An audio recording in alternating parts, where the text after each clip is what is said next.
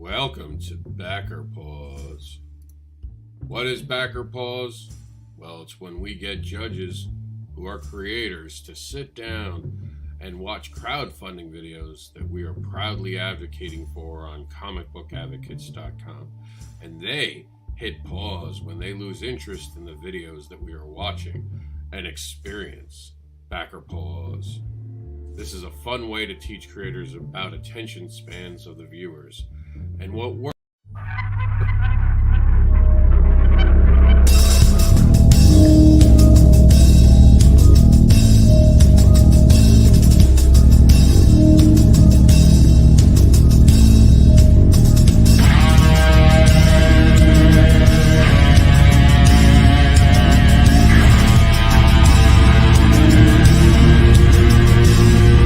Let me, Indy. That's right. The devil is back tonight to make sure that Meredith doesn't try to cheat and take the victory that I have already won. It's just I'm here really to take the victory lap. We got some great judges in the house today. The devil hosts the night. Welcome to Backer Pause. And now, I guess, our first judge. Rob, before we even start, okay, that Backer Pause intro video, man, that should have been like ladders and chairs. Let's take it to the ring. Calm down, settle down. The lights are I'm ready for you. I am ready for you. You're just here to concede, Meredith. You're just here to take the loss, Big L. Tell people who you are, and don't forget your link tree because you're powered by it. I am powered by Linktree, you guys. I'm Meredith Logren. I am the associate editor over at Geek Insider, as well as the executive producer of the Geek Insider podcast. I am also one of the partners in Continuum Comics, and that is what you're seeing right here on the screen. So you want to head over to that wonderful Kickstarter, and guess what? That link is on my Linktree. Yes, it is. Linktree.com/MEREJ99. You can find all my links. Follow me everywhere. Just don't peek in my windows. All right, Ace, you're up. Hello, everybody. My name is Dwayne Robinson Jr. I am the CEO and owner of Animation Comics and Entertainment LLC. You can find all of my links at Animation Comics ENT, Facebook, Instagram, and our Twitter is Anycom LLC. All right, Trish, be nice tonight. You picked my video. You know, we already talked about this behind the scenes checks in the mail. Go ahead, introduce yourself, guys. But oh, okay. I'm Trish Bankston. I'm sorry. We're big, huge supporters. You can find us on Facebook. We don't have any link trees or anything like that. We pay this week and Kickstarters alone. We're doing 228. Oh, okay. We buy what we want to buy. And that's Mike. And soon to be joining the creative fold, I'm told. I've heard rumors. I can't wait. I can't wait. I have 4 pages of artwork now. Jason's up. What's up, Meredith, Ace, Mike, Trish, and Rob? What's up, Jason? He'll be on a little bit. All right, so let's get to it. For those who don't know, I'll explain this really simply. Meredith actually commented negatively about one of my videos. After mine are stunningly great. I've never had them paused. No one ever pauses my videos. It never happens. Everyone's like, Rob, I got an award for making a video. Meredith, I have an award. Wait a minute, Rob. You have control of the board, all right? I don't know what you're talking about. Just so you know, guest's video can't be paused, so we're going to have to play Meredith's video without – we're going to have to sit through it. It's basically going to have to sit through it tonight, so I apologize to the viewing audience already. But then we'll get around to Ace's video, so, you know, it'll make up for it. Of course, she's got great stuff in the book, though, in the Continuum, great stories. She's a great storyteller. She's made some amazing stuff. Can't wait to look forward to showing you guys my video, of course. And then we'll get to hers. So here we go. The last time, the face-off between the two videos. Well, you know, they say save the best for last, but let's be honest. Let's just get it over with. We're going to start with my video. We'll just see it get it knocked down, and then we'll see what she has. All right? So this is my part 2 to last week's award-winning video.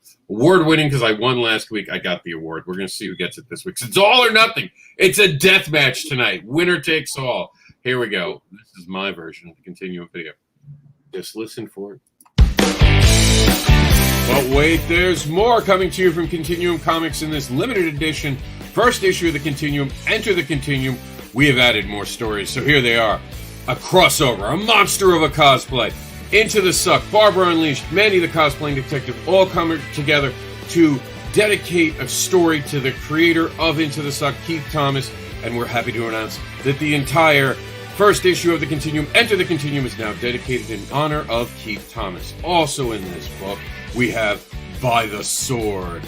By the Sword is a story about an unwitting treasure hunter who stirs a ghost in the past when he finds a lost artifact in the marshes. And we're pretty excited about this one. We're introducing Karma into the book. Karma! Every deed has a reward or punishment. Karma's job is to make sure you get what you deserve. That's all now in the Continuum. Back it today and look at the library pack. For $1, you will be rewarded greatly. I'm saying I should just do my victory speech right now, right? Like, it's over. Trish, 2 songs. 2 songs, Trish. Oh, What? I'm sorry, I was sleeping. Yeah. And now, Meredith, notice no one paused. Not one person paused. I'm just saying it was fantastic. Wait a minute. Just Wade know the rules. Wade, you I'm gotta sure he raise does. your hand when you Someone lose told interest, him. all right? He got a Raising pamphlet. your hand. He got a pamphlet. There was something sent to his house, I'm sure. Wasn't there? I don't know. That's not my department. I just invite them. They come on, and they just do whatever they want. I don't know what you're talking about, Meredith. Any critiques? We'll open it up because that's what we do here. No one paused it. Anyone have anything bad to say about it? Okay, good. We can move on to Meredith's video. No. The fact it's about Into the Suck and about Keith, that's what got me interested. And I was paying attention to that part. That's why I didn't raise my hand. It was something that interested me. So, And I'm not going to talk about. I'm not going to joke about that. That's something very serious, very important to me. So there'll be no. That's right. That's why I'm like. That's why I was like, I was listening and paying attention because I knew how important it was to you. Yep. And let me tell you, man, that was a hard awards. To start the awards that way, oh, that was. It was rough. I'm glad I wasn't on camera. I'll just put it that way. I'm glad I got to read something off camera and not have to be on camera because that awards was. I was so emotional, that award, especially having my boy Keith Thomas inducted, CB Zane giving us a great speech. You can hear it in my voice. I barely made it through that. I almost had to tuck Chuck in. And by the way, tag Chuck in. By the way, for those who don't know, Chuck was very sick that night. He was so sick. I literally sent him off air because we didn't want to say anything in the middle of the program. I'm like, dude, you look horrible. He's like, yeah, I don't feel good. And we were going back and forth. I'm like, go, get out of here. Me, Meredith, and Trish had it. And then, Brian Polito showed up, and that was the end of Trish talking the rest of the night until Brian left. No, it was Nita. Not Trish. I'm sorry, Nina. You're in the room. I'm reading names. Nita was the end of her. I know Trish was in the background excited. So was Mike. Oh, I'm honored you called me Nita. She's gorgeous. So thank you. You're welcome. It's the dyslexic. I mix people up. For the longest time, I was calling Meredith Martha, and she never told me. People have to tell me these things because it'll just stick. There was a guy I hired, and 2 years later when he was leaving, I found out he had a completely different name. And when I asked him why he didn't say anything, he's like, well, you fired a guy in front of me because you corrected how to say his name to you. I was like, yeah, but he was a jerk. I liked you. So he went on his whole 2-year career with a name tag that said Steve. No one told me. Oh, no. Yep. You know, and the on top of that, the Independent Creator Awards, we did have the in memory. It was 50 creators. 50. Yeah. That And I was know I missed a super few. rough. Yeah, that was rough. And I sat there the entire time, like while it was up, and I was just like, I don't know these people. I don't know these people. I don't know these people. It was just like trying to make that break so that when we came back on, I didn't have that knot in my throat. Yeah, it was hard. And that's why I took the break I did with the 21 to give us a moment to breathe because I didn't want us coming right back on camera. Okay. So, Ace, go ahead. Any critiques to my video? No, I didn't say anything. I actually liked it. See, he gets to actually stay on the show now. We came really close to him not. All right, Meredith. I guess it's your turn. Any critiques, Meredith? Oh, she said no. You saw that. Nodded no. We're just going to move on. Yeah, you know what? I'm glad that you used the video that didn't have like a really familiar voice in it. My voice is very familiar. I'm on all these things. Yeah. You All guys right. go back and do some replays. You'll know what I'm talking about. No idea what she's talking about. Meredith, you just saw her. She was drinking something. We don't know what she's drinking, so we're just going to have to assume. All right, Meredith. Let's see what you've made for the class. All right, here it goes. It's finally over. I'll just take my victory lap when we get back. I should just pause it now. But she's the guest, so I can't. Son of a, I got tricked into this week. She's got the devil's number this week, but I think I've got the win. Let's check it out. Are you ready to enter the continuum? This 40-plus page book is packed with unique stories that will tempt you with their tales. See what craziness ensues when a cosplaying Wolfman meets a cosplayer with dark desires. They are brought together thanks to Into the Suck. This is a monster of a cosplay. An unwitting treasure hunter stirs a ghost from the past when he finds a lost artifact in the marshes. This is By the Sword. In the wake of a tragic event, a superpowered being has become a person of interest and is being hunted by a fixer that the U.S. government has sent. This is Eclipse. Every deed has a reward or punishment. Karma's job is to make sure you get exactly what's coming to you. When spirits can be harvested and sold for energy, the Ragtops must navigate psychic vampires, alien reverends, and other money-hungry groups to reap that sweet, sweet spiritual gold. A newly divorced heroic duo must come to grips with the end of their relationship while trying to find a way to work together to protect the city they both love. This is the beginning of Wolf and Fox.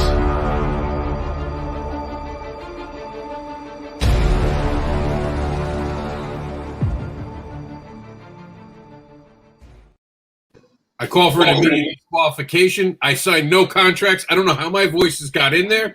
What is going on here? I did not say. I survived. What? Oh, they're all going to vote for my video being better anyway, despite what you've done. Trish, go ahead. Tell her what she did wrong. I think Trish froze. I think that froze. All right, Ace. Hey, perfect timing. Perfect timing. Go ahead, Ace. Tell her what she did wrong. I actually liked her video better. Oh, that's the end. Oh, we would like to thank you for being on the program today. We appreciate your time and your effort. Oh, man. Oh, man. I liked hers. I liked the music. I like how it was different types of music in there. The voices, the different voices, I mean, I'm not a fan of that, but I like the music and I like the cutaways that they had. I like the first couple seconds really kind of want you to continue watching it, you know, where I just was right there in your face. I like that. So I thought her video was pretty good.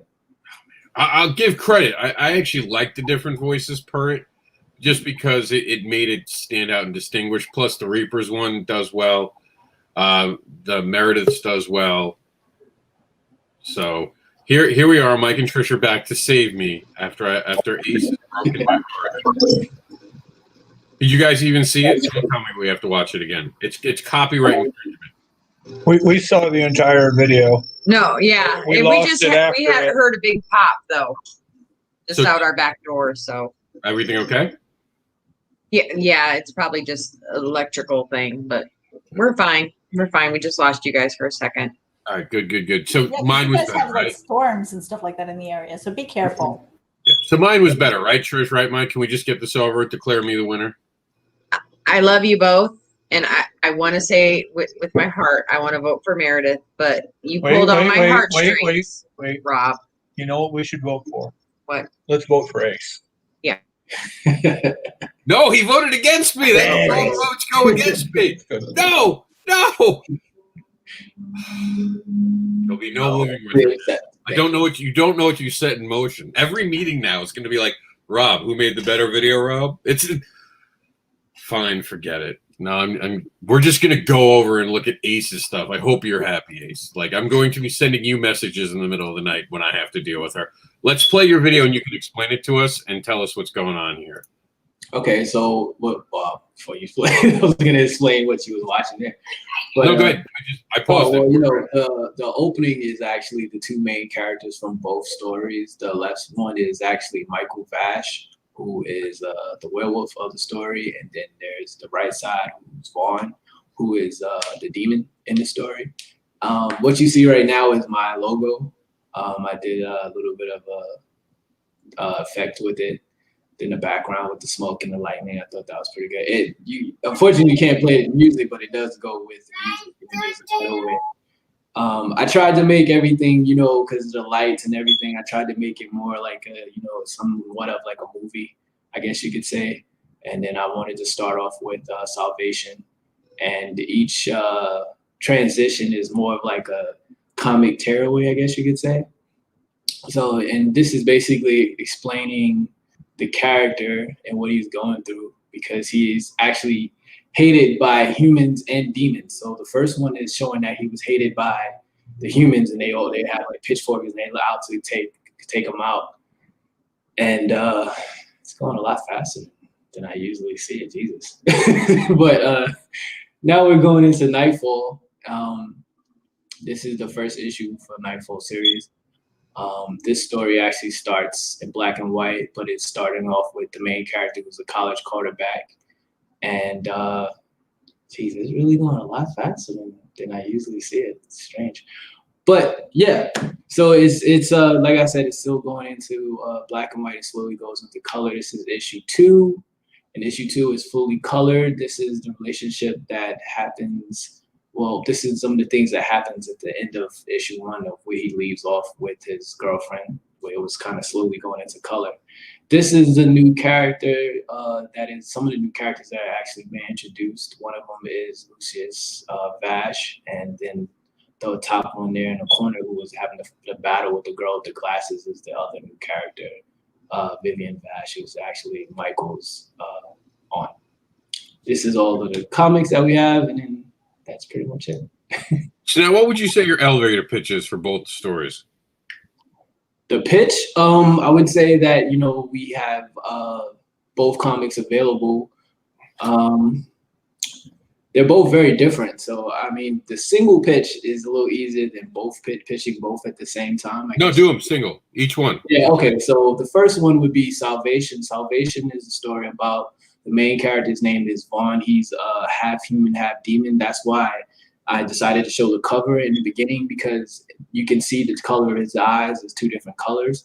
And he's, like I was saying before, he's actually hated by humans and demons. He's hated from the humans because they know that he is what they call a relic, which is a person that has demon and human blood. And so yeah, so this is his curse mark. Well, it's not actually a curse mark, but he feels it's a curse mark because of the fact that he has no middle ground. The humans hate him and the demons hate him, and he overall he just wants to have peace. And he actually thought he had some peace when he finally found the place where he was living in Moonville. But the humans, as you see, something had went wrong.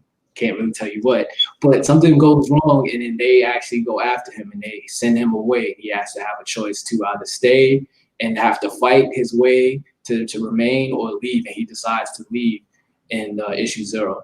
And then issue 1, it's basically going off from where issue 0 ended, where Vaughn is actually trying to find a powerful shaman that can actually get this mark that he has removed, because, like I said, he feels that this is the bane of his existence. Like, he can't never go anywhere, can't never do anything because of it. So that's what issue 1 is, starting off with, is that he's looking for this powerful shaman named Solomon. And he does find him, and he learns more about what exactly is his curse and how it pertains to the whole entire story. And then there's the Michael story, which I wrote and did the artwork for both stories, but I wrote the Nightfall story. Michael's story is basically, he thinks he's a normal college quarterback until his mother comes to him and tells him the truth about what lies within him, that he actually has a legacy line of werewolves within him.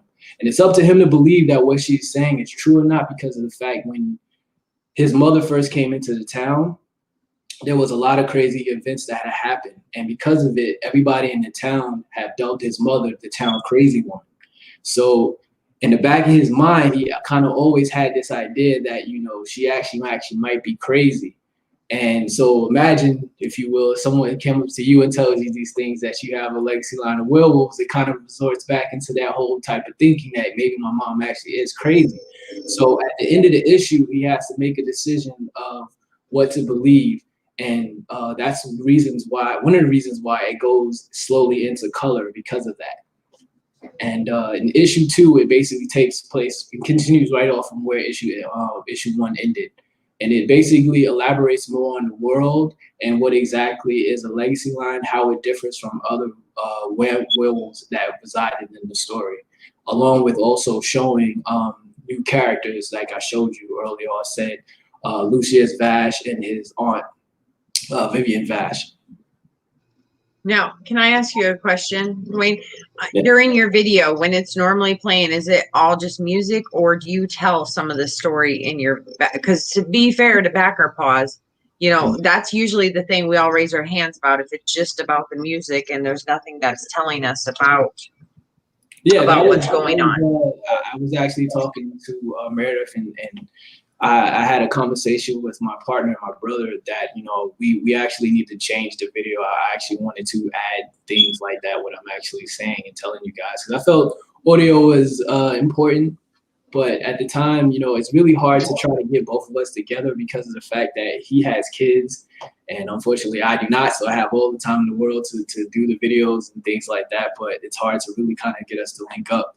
I didn't want to really do it myself because I felt that, you know, people should know both of us. I think that would be kind of unfair. But I think I might have to end up doing it by myself before, you know, people can actually play the video and get a better understanding of what they're watching instead of just seeing, you know, nice artwork done by me and coloring done by my associate. Right. Because I will be completely honest, we did look at it and we just saw the music, and we're new to like the backer thing, the whole Kickstarter. We've only been doing it since maybe October of last year. So like we, you know, that's the thing for us. It's like, oh, what is this story about? You know what I mean? We're the newbies on the block. So not knowing what it's about without having to read everything, just FYI. I agree. I mean, when we first did it, we knew that there were a lot of people out there that made videos without having audio, but we did want to eventually get back to it. And, you know, for the time being, you know, we were like, well, we can keep it, but when you get some time, we can go back and redo it. At least we'll have something up there, and it's for the time being. But I've been trying to contact them and see if we can get something going. Well, remember, you can have audio files recorded from different places and sent to each other. But he's got three newborns. It's very. I have an autistic 5-year-old. That's what the bathroom's for. Go hide in the bathroom and record it. It's that simple. It really is. Go outside your car when you're going to the McDonald's. Quickly record something. You'd be amazed at the stuff you can do. He can get it over to you. Just tell him to do an audio file on his smartphone. And then you can upload it. Like I said, I recently, like before I did this, 2 days before, I was telling him like, hey, we need to do this and, you know, see what we can do. So that's really what I plan on doing is, like I said, if I can't get him to be involved with it, then, you know, I'll just do it myself. So we can actually have some audio in there. People won't be confused on what they're seeing. Because, yeah, I want you to have the best possible outcome. And I'm just telling you, Backer Pause, usually if there's no, like, telling us what's going on or voices, you know, and we're just seeing pictures, which is great. And it looks beautiful and epic. But, you know, kind of don't know the storyline. It makes it harder for a new person just coming in to be like, yeah, I want to throw, you know, 20, 30, whatever you're asking for it at your project. Yeah, I agree. They're entirely separate stories, aren't they? Yeah, they're two separate stories. There's Nightfall, and then there's the Salvation story. And you're never going to know that by just art. That's the hard part. You're going to think that that's a crossover in the same comic book. So definitely add some audio to it. We look forward to it. We are going to have to move on, though. It's time to play Backer Pause. Now, before you do that, really quickly, I just had a little bit of a feedback. Like the video that I won, thank you, Rob. It was that long because we had 6 stories. You've got 2. What I would say is for the initial one, the featured video, keep it short. Try to keep it between 30 seconds to really no more than a minute. And the reason why is because you want to have your pitch, boom, get in, get out, show the art, tell them who you are, where to find it, and you know, have something that's really appealing. It's like, oh, that it's the blue light that the moth wants to go to, right? And then the thing that explains it, what they're doing later, you can always have in the body of your crowdfund.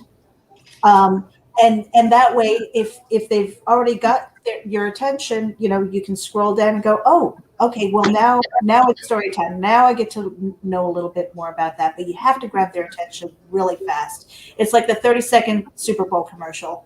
You have that you only have that little bit of amount of time to get their attention. Yeah. All right, guys, let's play some backer pause. This is JD presents the Oswald Chronicles, My Time with Clive. And you guys have all seen this probably because it's been around for a while. Credit to him. So many different campaigns he runs a year. I can't even keep up with him. He's back on our program. Let's check out what he's brought to us. Let's see if he's fixed his video, because he famously always has these videos that don't fit. And for some reason, we don't have it uploaded. So that's going to be cute. We'll play it from here. So we're going to play it from here, and we'll see how it goes. Hello, everyone. This is JD Calderon, writer and creator of the Oswald Chronicles, and I'm here to tell you of one of Oswald's greatest and wildest adventures. This series of stories occurs during the Clive cycle of stories, when he's traveling around Dream with a young babe called Clive, and these two particular stories are the third and fourth stories within the series. The first one is In This Town Something Creeps, and the second story is I Awoke in a Stranger's Dream. In this town something creeps. Oswald finds himself in what he thought was just a dreamer's dream, but discovers that it's actually something far more dangerous. While in I Awoke in a Stranger's Dream, Oswald finds himself in a world that could have been the lost life he could have had with Sally, the young girl who gave him his name and taught him how to read and write. We're also offering a country night in New York City, in Star Trek, where Oswald finds himself telling the tale. Did one pause, but we need two. Did anyone else pause? Oh, I did. But we know my problem with JD's videos already. You know, who is Clive? What's going on? I'm already lost. You know, he really needs a platform to like start a new arc. Meredith, you're up. If it was scripted, it didn't sound rehearsed. And then the scroll, and I am familiar with his work, you know, and I see a lot of black and white pages, and I'm like, now I'm thinking in the back of my head, is this a black and white book, you know? All his books are black and white, to his credit. He hasn't put out a colored book yet. Oh, you know, okay. So the splash of color mean like the covers, you know, Yeah. normally just something that'll help draw us in, right? But you know, so not a splash of color, and it felt a little, you know, like where is this? And then unfamiliar art. I don't know what that is. And maybe I didn't give it an opportunity, and I don't know if it's a new. Because it looks like a brand new artist. I'm a little bit confused with it. And then I don't know if it was me or if it's my earbuds, but I didn't hear the music all that well. I don't know if it was done well. We were having trouble with audio on ours too. It sounded really kind of like you. Not quite that bad. But it was that way for us. But if it was scripted, and I know that he's got a script, I think it would have been better to practice it a few more. I don't know. I know that sounds mean, and I don't mean it to be, but you know, having done it a few times myself, it's never the first take. It's almost never the first take. And the weird thing is, I like JD as a person, but I'm just like, I cannot back his projects because I'm like, I'm so lost. I'm so confused at what's going on. See, and just that little pop of color is just like, where is the? And there it is. But it took when did that finally stop? When we saw color? With a black and white book, you don't want to advertise color. In fairness, yeah, okay. Don't want to, because that'd be false advertising. Ace, what did you think of the video? Like, I agree with them. I didn't really understand what the character was about. I don't know about the transitions either. I think the transitions could have chose something different other than that. All right, that's fair enough. And I just realized we're a little out of order just because we went there. So I was like, wait, we missed a big one, and we missed Brian Pulido, because that's the one we wanted to see. Now, Brian Pulido, I don't think anyone's going to pause this one. I want to see that, because I personally think this is a standard bearer. It is up there with me. I just think tonight was a bad night. Apparently, I have to grease more palms to make sure people don't win the videos, because we all know that mine was better. So like, because I look at Brian Polito when I make my videos. I'm just saying, just saying. But here we go. This is Brian Polito's video, and I doubt we're gonna get a pause on this. But remember, raise your hand now because I won't see you. We won't be in the same room anymore. Here we go. Brian's up.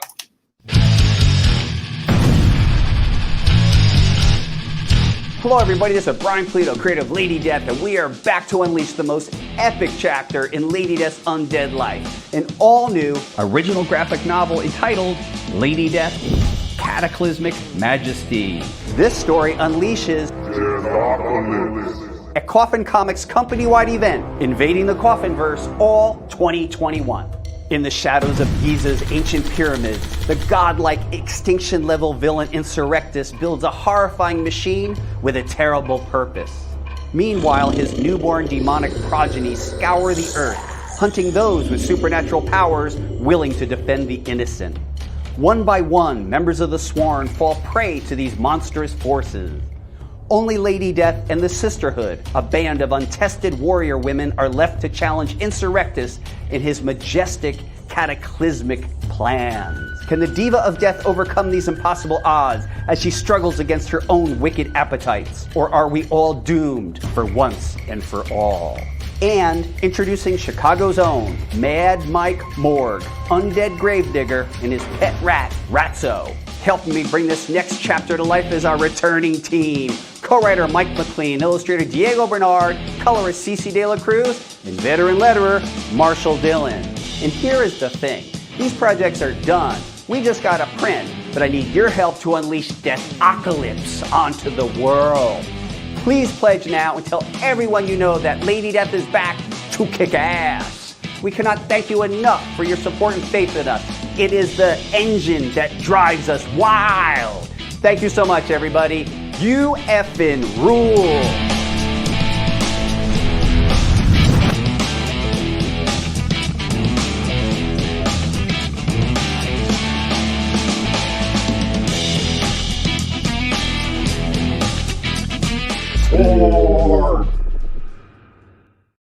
See, if you don't have credits, you're not where it's at, Meredith. I'm just saying. Where were your credits? No one paused that, by the way. No one raised their hand. There's no reason to raise your hand. That plays out as everything you want from a video. And the transition of music and everything, the graphics and stuff like that, you know. Honestly, I don't know. I mean, it was really cool to have a tip of the hat to the creative team, but I don't know that he needed that necessarily, or the credits at the end. I know it's kind of a thing for trailers anymore, if that's the way things are trending. But I don't know that that was necessary. I think it's good. I think that's just respect. You know, like when you've gone that far, I mean, they've raised $400,000. Yeah, I make $400,000. I'm going to take an extra minute to talk about my team. I'm just saying, you know, because at that point you've built that fan base. We have to respect the fact that he's doing a video with a gigantic fan base. So he's going to talk about these other creators to help them get this. For those who don't know, by the way, the award that he won recently, he didn't want to win it on his own, Writer of the Year. He refused to accept it on his own. And he actually asked me to go ahead and have his writer, the writer that is with him, he wanted him added to it. I've never heard that. This is the first time ever in our awards that a writer, someone won something and said, no, I need my teammate on there. It's not the first time two people are given an award at the same time. But it was that he went back. Of course, for those who don't know, Brian Polito, now recipient of the Indie Spirit Award, and he's officially part of our Hall of Creators. But we went back, and here it is. Put his co-writer there with him. That's professionalism. That's stand up. That's what you want to aspire to be right there. The other thing that I wanted to point out was that his videos, that can capture anybody's attention. That can capture his audience, the people who have followed him through the years, and it is also going to catch the attention of new people who have never heard of him before. I know it happens. People have not heard about Brian Polito, but if they saw that video, they'd want to take a look. And I think that's something that's really important for people to remember also, is that when we're creating these, yes, we have our circle of people who support us, and they will go from project to project and follow us and support us, or at least share it out. but you also want to make sure you're reaching new people. Yeah. Anything else For us, sorry to interrupt, but for us, like Brian and Lady Death, like we are on and off his bandwagon, and this was so amazing. And we're like, we're back on the Brian wagon. All right. Do you want to say anything with this, Ace, or are you just in agreement? Yeah, I liked it all. I thought it was all good. The timing was good. The transitions, music, everything was good. All right, so now we're about to hit the 48 hours on the now, and we've changed this tagline the entire time, by the way. Our newest tagline for the Kickstarter now is "Get good karma by backing the Continuum and reap its rewards." Of course, a play on the different characters in here. The reason we're coming back to this is we did not announce it. We're going to announce it because it's our turn in the rotation. We're not going to play a video, but we're going to show you brand new art. That's right. So we have changed the artist on Wolf to Mike Seeley. Mike Seeley is taken over as the artist. And when you see the art that he's produced, you're going to be like, okay, that makes sense. Here's his art for Eclipse. I wanted a different style because I'm the creator behind Wolf. And I said, I kind of wanted a Teenage Mutant Ninja Turtle vibe. Like, for some reason, when I wrote it, I thought like the 90s cartoon. He said, I got you. So I'm very proud to introduce the new look of the Wolf. And to me, there are different changes that we've made to it. It kind of has, I saw this and I said, I can letter that. Got to lettering first thing this morning. And the minute I was done, I was like, oh my God, this looks like something would be in a Marvel book. Like, this looks like it's straight out of a Marvel DC book. He's doing amazing stuff. Stepped up, picked up the project on Monday, already has 3 pages done. I love the trench coat and the ripped arms. You could see the tears and stuff like that. It's like, is that a costume? Is that something that he just like, it's like, I want to know that backstory. There's a big backstory. Originally, this was in the script, and for whatever reason, a lot of things got left on the floor on the last go that the last artist had done. And I wanted to fix all the things I saw wrong with what was going on between the script and the things I kind of wanted to push. So this time I stepped up and I was like, no, these are the things that I want going forward. So it's definitely more my vision. And me and Mike Seeley have worked together in the past, of course, through the that now everyone knows, because for those who don't know, the Bobby Gregory thing, I've decided that it was getting too confusing for people, not realizing that I was one and the same. So I've just officially come out. We'll leave the Bobby Gregory to publish under for the kids stuff, but I am one and the same. So obviously I'm the one behind Eclipse. I've been the one writing it while it was Seeley's idea. So we've gotten a really good rhythm of working together. So when we started this, it was like just a different project between two people who know what's going on. So it was really easy for us. And I was like, what about this? What about that? You'll even notice that now he has the feather, and that's going to be because his grandfather is going to be an indigenous American, and there's going to be aspects to that goes into it. There's such a complex story here. Can't wait to tell you more. And there's going to be another artist joining us in a very cool way, but you're going to have to wait to find out how. That's not going to be told tonight. Rob, though, I would like to tell you, in my opinion, with the Continuum, you guys were here, but with your changes, and I know some of them were, expected or whatever, but now I feel like that book just went up to here for the quality and the pictures and everything. It just jumped. Well, that's as a backer, we want to hear that from you guys, because we've had our struggles through this and we never gave up. We've been honest from go. Every time there was a bump, we told you, hey, there's a bump, but guess what you're getting? It was always guess what you're getting. It was an excitement about it. We hit this road, but here is something different. Here is something new. And what he's doing with this character, his art style, and I wasn't going to be the one who lettered the book originally. I get now to letter it, which means I get to touch it last, which means I'm also altering the story. And when me and him play so well together, we're inspired by each other. And I'm not trying to diminish the other artist who was on the project. I'm just saying this feels right between me and him. It's a working relationship. We're good with working with each other. And when you have two people who can just find that creative gold, you get to play. And every comic book creator in the room knows what I mean when I say you start to get to play. And when you start playing with these characters while you're creating, that's when all this stuff comes out. And Like instantly I saw it in my head. I saw this shot and I saw those boxes. And I knew that this was what I was going to, yellow boxes, go back to classic X-Men. This is how it's going to look. I got it done. And I was like, I was like, oh my God. Cause I'm sure Ace. I was there for that moment. I'm sure Ace knows what I'm talking about. When you finally finish something, you step back and you look at it, you're like, oh shit, that's mine. Yeah. Oh shit, that's mine. Oh my God, I'm part of that. Mm-hmm. I had that when I first got from the printer. When I got Cat Dad and Supermom from the printer. Oh my God, I almost cried. I was like, this looks like it's professional. And that was the moment in my career I knew I had to level up. This is leveling up right here. I'm so proud of the work me and Mike are doing on this. I think that's how I felt when I finished my first Nightfall cover.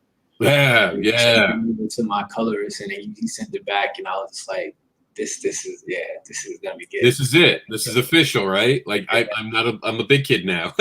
That's the moment. I'm a big kid now, and you start seeing that art. And again, I mean, like Trish had said, we have had our hurdles during this campaign, and I want to give a lot of credit to the partners involved. Nita, amazing job. She sees things that other people don't see. I have never met someone as observant. Meredith has brought it. I mean, bringing Karma, full colored version to this thing. The Karma is a great story. You guys are going to be so happy about that. And of course, her Reapers that she's doing with C. And we have Steely, who's just, I'm blown away. I'm blown away by what he's doing. He's amazing. So I'm so proud to announce that he's going to be part of this, and it's going to make everything about this just even, I can't wait to talk to people. Like, I'm so excited to have this book on my table. Like that's the moment where I want to be like, you have to look inside this book. Russ Leach for stepping in at the last minute. This makes it a limited edition book. We get to do a one-time printing, and you're all going to get that one-time printing when you back this. We get a story no one's seen in America. This is brand new for American audience from him. I'm so excited about that. Eclipse starts an entire chain of events within Continuum. And by the way, this is now officially the first Continuum official branded story. The Wolf will be officially Continuums. We will play it out, and then it'll spin off. We might do the jerk thing. We'll give you 3 parts, maybe 4 parts, but that 5th part you'll have to buy the issue. All right, like that's marketing right there. We'll get you hooked. We'll get you nice, and we'll get a taste. The taste. Nope, now you got to buy it. That's what it'll be. I'm so excited to be working with the people I work with. Like, I'm excited to show up in those chats, and I really appreciate all the work that the creators and of course my partners in Continuum have done. This is amazing. I am so I woke up and I got to get right to making comics. It was an amazing feeling. Thank you so much to all the supporters, all the people who believe in us, and Trish, thank you so much for saying that, because I think it's kind of how we wanted to. We wanted people to hear what we're doing through their eyes and their ears, that we're doing everything we can to level this book up every step of the way. We never went backwards. We only moved forward. And you went forward with huge leaps and bounds. And I'm telling you, I mean, me and Mike, we both seen what it was supposed to initially look like when it was coming out and stuff like that. And just, you guys have just so skyrocketed. And I mean, honestly, who's ever watching, please go and back it. I mean, it is phenomenal. And I've been privileged and honored to get to read a little bit of a story in there. And it is well worth the pledge. Even for that $1 pledge, it is so well worth it. And here's Reapers. Look at Reapers colored. Oh, and Karma. Karma's so good. And you know what? C. Michael Lanning is the artist for both of those. And he brought a different style completely to give it. Because I have to admit, I was a little bit nervous. I was just like, we're just finishing this, with Reapers, and it's like, and we want to make that, there's so much more to that story. There's so much more to that story. And then I'm bringing Karma, which is only supposed to be these little 4 to 6 page snippets that will eventually be put together into maybe a trade. But, in the meantime, it's only ever supposed to be those little tiny stories. And he brought it, and then the colorists. We have Jeremy Kahn for Reapers. We have Sean Eddingfield for Karma. And it's like just that style alone, the stylistic differences. It's like, wow, I cannot believe those two stories are going to be in here. I'm blown away. And you know what? Anybody who watched Nita and I during Ragin when we did the Reapers for Reapers challenge, Trish, you guys remember that? It was one of those things where there was something in her that she hit something and she's like, no, I don't care what's happening. I will down this. I will eat my own arm. I'm going to win. And it was like that was what it felt like working with this team to get this done, despite all of the challenges. We were like, oh, no. Oh, you want that? Okay, we're going to level up. And that's the energy that we're bringing to this. And you wait until you see the other ones. We're already working on 2 and 3. And this is Keith Thomas, by the way, for those who've never seen a picture of him that he's drawn in on the cover. Our friend who has fallen. So I'm so proud that he's also part of this. We've dedicated this issue to him. And you were talking about the power of $1, which we'll play a video for at the end of the show. But right now I want to explain to you guys what Meredith was talking about as we quickly go up. For $1, you guys are going to be able to get the PDF pack that includes one story from the Continuum. So there's 6 stories. You can pick one. You also get the Advocator. You'll get, and they call us monsters. You'll get Javel. You'll get Voodoo Nations. You'll get the Legacy of the View, T-Man and Hyperstrike, Nightwolf. You're going to get Mary Jane, Shark of War, Immortal. You're going to get Stormy, Amazonian, and Saturday Night Special. And there's still more that we're still accepting people sending us their stuff. You want to have your first issue, you want to have a preview on this. It's a great way for creators to work together to get their stuff out there. This is the Continuum. We're going to help everyone rise up with us, and we're going to go together. So enough about us, shameless promotion. We're going to get back to the show right now, and we're going to move on to our next project, which is Broke Down in 4 Dead Bodies. Travis has more of a talk video. It's 4 minutes. So if you're waiting for the end of this, it's 4 minutes long. Remember, the rule is 2 people to back out. As soon as 2 people pause, we stop the video.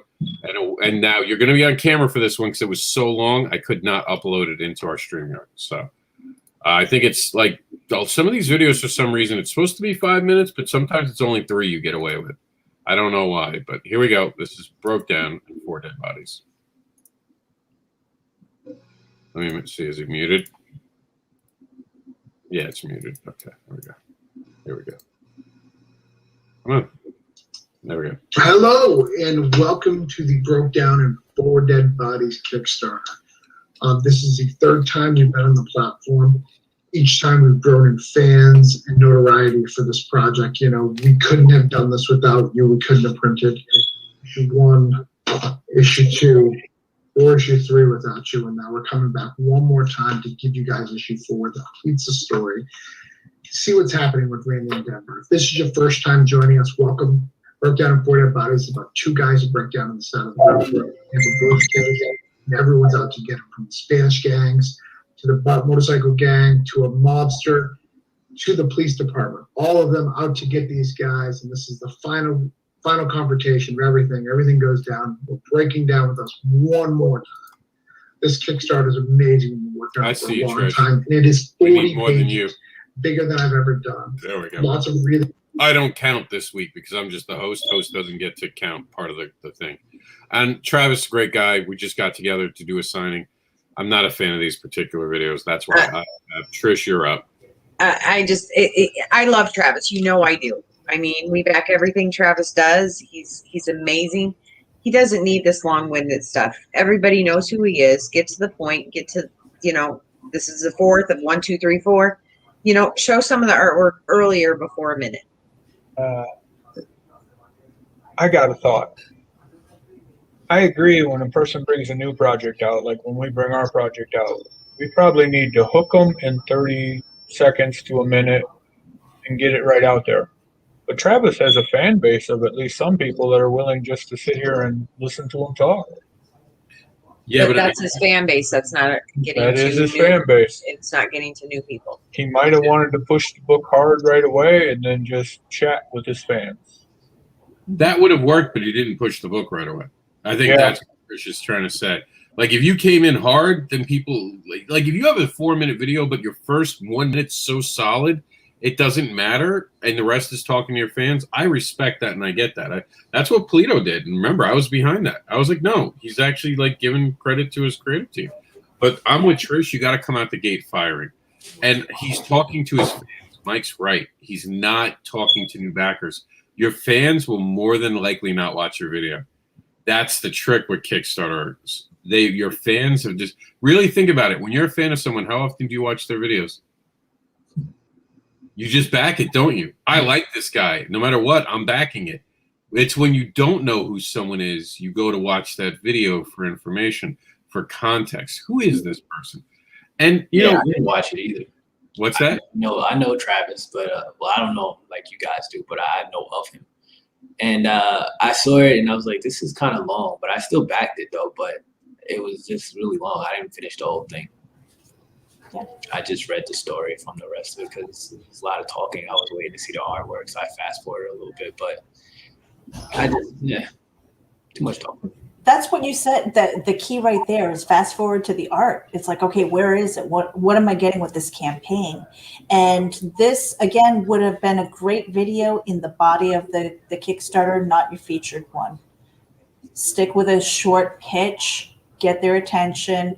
The people who are curious about you will probably hit the play button. The ones who already know you will probably scroll by and just say, okay, what are the stretch goals? What kind of swag am I getting? Yeah, like You if have to you reach them all. imagine starting the video right there and giving your pitch.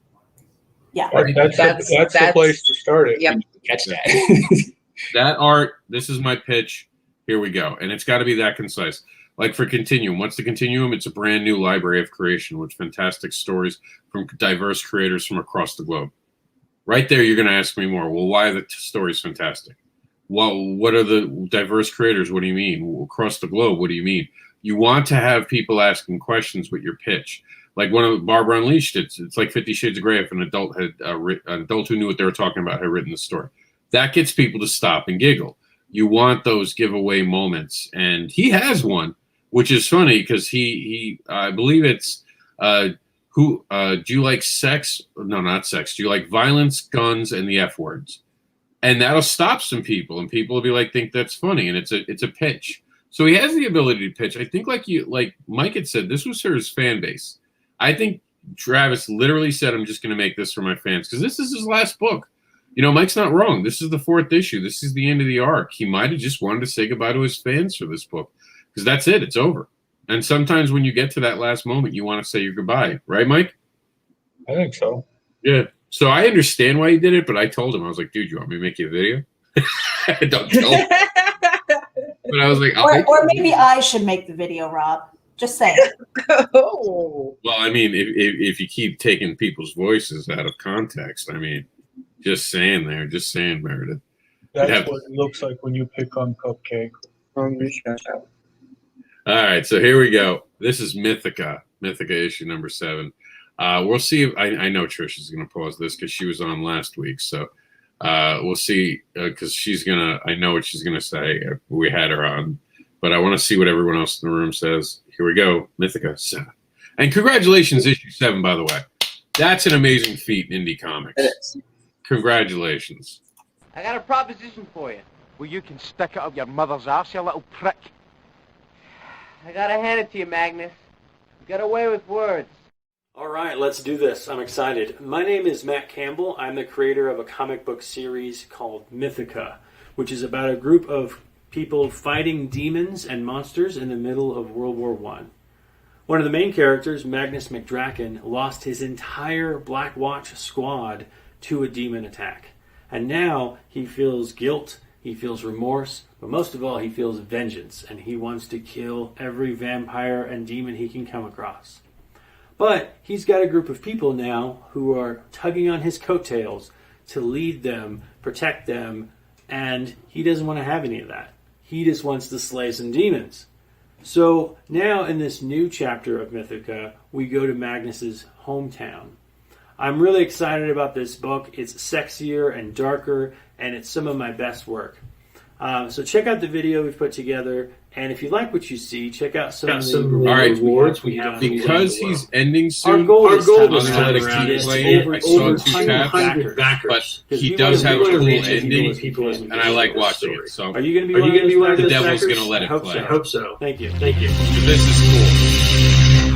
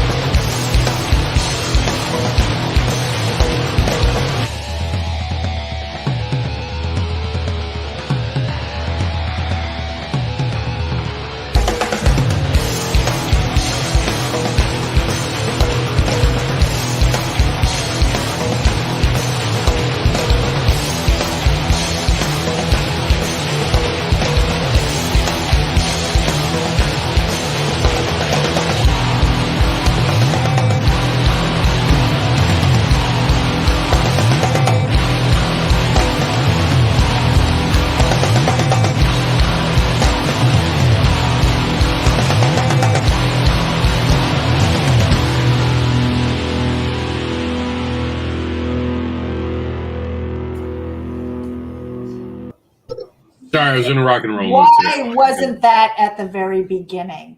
Thank you.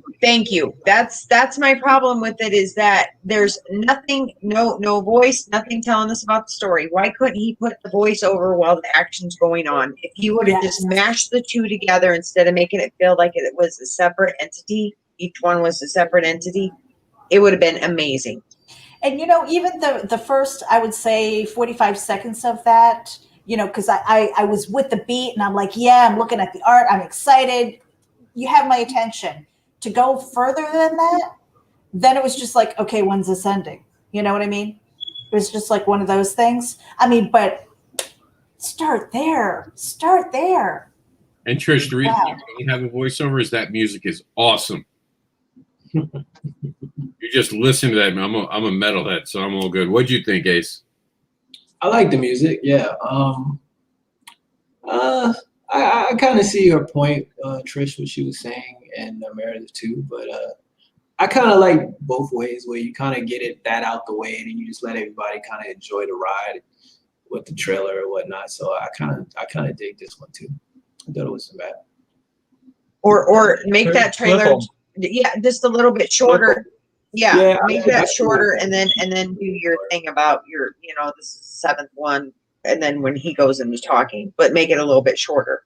I think the problem is that sometimes when you're creating the videos, sometimes you kind of having too much fun with what you're adding and what you're doing, and you lose track of time. So I think that would probably is what happened with his video. Maybe instead of enjoy putting stuff together and then realize, well, that's a little too long. Should I cut it? Nah, it's good. I like it, So I think that's probably where he went with that. It did that on a little bit though, but it wasn't bad though. When I've done too much for something, I'm like, it should be good. There's more there. Yeah, some people, think more is better. I think that's where he was going with that. I didn't have a problem with it. Like I said, I do believe it could have been taken down a little bit, but overall, still good though. The artwork is what really kind of keeps you wanting to tolerate it. You know what I mean? So each thing that he showed you, it was like, oh, okay. Is it over? Oh, well, that's nice though. So it kind of gives you that it's okay kind of vibe with it. And by the way, Nita couldn't be here because of the bad weather. We wish she was here with us today. And Mike is actually working on art, so they would have been here otherwise. But See, work. Now I want to speak to what Dwayne just said. Is like adequate. okay. You know, it's just like, is that going to get a new backer? But see, to me, this is, I watch videos to hear from creators. I do think he should have put a little more art in it, but I was okay listening to him because his background was full of so much stuff that I was interested just looking behind him. While he's talking, I'm like, could you move just to the left? Just to the left, a little bit to the right. What? Could you just grab that while you're talking? That's how I am because I have ADHD, so I'm okay with videos like that. I would take that any day because he was informative and telling me about the story versus one without anything, with just images. No offense, Ace, but images just flying on a screen doesn't do anything for me, and we're going to see some more of that. I hate action comic where people make motions out of comics, and we're going to see that today, Ace, and you're going to see me come out of nowhere and be like, "Rrr." But we're going to move on to our friend John Celestri as he does something different. So this is Blood Angel. Of course, he's known for his kids' work on Moose. What is it, Moose? It's Snuffy and Zoe is his all ages. No, the Moose and then one. Mega Moose is Mega Moose, the more teen, young teens. And now this is for the adult audience. So here you go, guys. Well, this is why we went to primetime. John Celestri, it's your fault. We had to go to primetime just to play your video.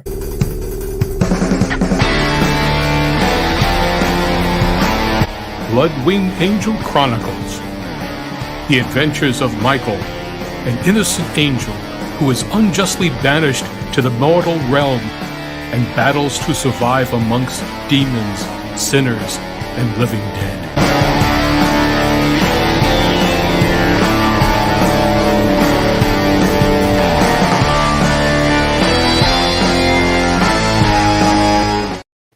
And just like my video, John Celestri's made it without a pause. I do think that people would have paused yours, Meredith, just for the record. And the power. So go ahead, Meredith. You get the first one. Okay. Honestly, I love sitting with John. I love listening to the story behind Blood-Winged Angel. The video itself, the music was okay. I don't know that it matched the art though. That would be my critique. And I love the naughty bits. I love that it just I love feels naughty bits too. Yeah. But that made it fun. But I don't know. I think because of that, I might have been distracted and wasn't listening, because at the end of the day, if anybody were to ask me what this is about, I'm just like, yeah, I don't know. Is that me? I don't know. No, I totally agreed. I was like totally naughty bits. Okay, I heard there was an angel, but that's about it. And I right. Naughty bits thing just had me giggling and like, yeah. Meredith, I hang out in places where naughty bits are on display, and I love it. So that no longer distracts me. It's exactly what I'm looking for. This is exactly what I'm looking for in a video. I was upset that there was this annoying sign in front of it that said naughty bits. Ace, what did you think? Yeah, I thought it was super short though. I thought it could have been a little longer. It was way too short. Like I blinked and it was over. So I've heard that complaint. Give you enough time to really kind of figure out what the story is either by yourself or from what he was saying. I'm not really a fan of the art. That's so rare that we hear that on this show. He should have gone longer. That is not something you hear on the show, just in the bedroom. But it's a good point. It is a good point. Mike, you've been too quiet. What did you think? Well, it's not the artwork that I normally like, but I mean, it was well done for what it was. And there's no way you would pause that because it's over before, you're really past, before you lose attention at all, I think. But you don't know much about the story. I mean, I know there's an angel and I know there's naughty bits. And for all you, I like the lettering was good too, though. It's quality product. Quality. John Celestri is all about quality. Does a great job. And for you Mallrats fans out there, chicks with, and you know the rest. So we're gonna move on now to our next one. Inera, I think we agreed this is. It says it in the video, and I forget every week because I'm like a child. Here we go. Let's play Inera. Meredith, this is how a real video is made. I'm just saying, Meredith.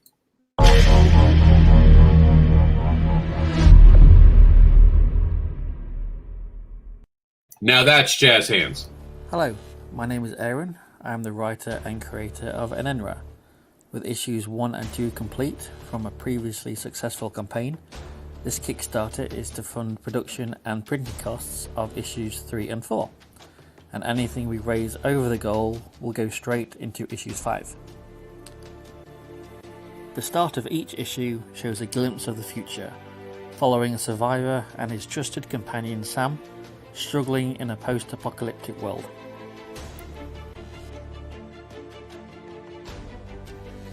The main part of the story is set in the present time.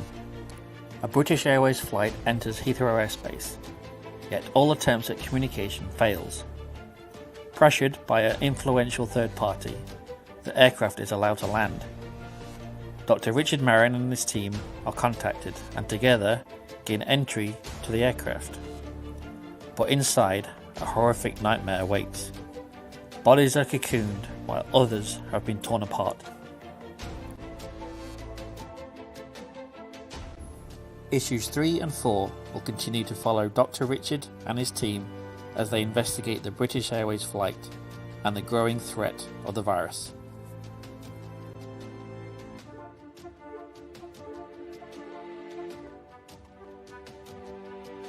All right, Trish, I saw you, but no one else tapped. You're the only one. I just thought it was too long.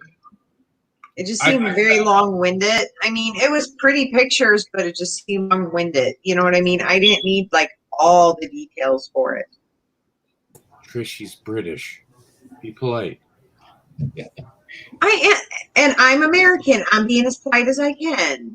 I raised my hand and said it just wanted to be shorter.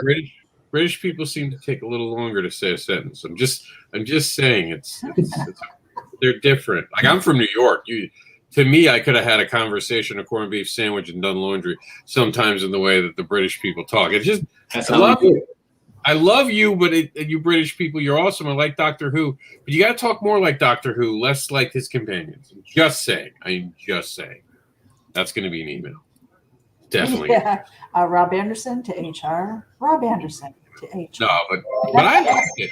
Honestly, I thought it was well done, so I've never paused it. I actually liked it. I thought it was cool, and it's something unique because he had to have been developing this before everything went sideways. So it's kind of interesting that this was out there. What'd you think, Ace? Yeah, I saw this video a while ago as well. I like this one. I just felt like his voice was just too monotone. I think with a little bit more energy, it would have been a little bit more enjoyable, but overall I thought it was good. The transitions was nice. The music was good.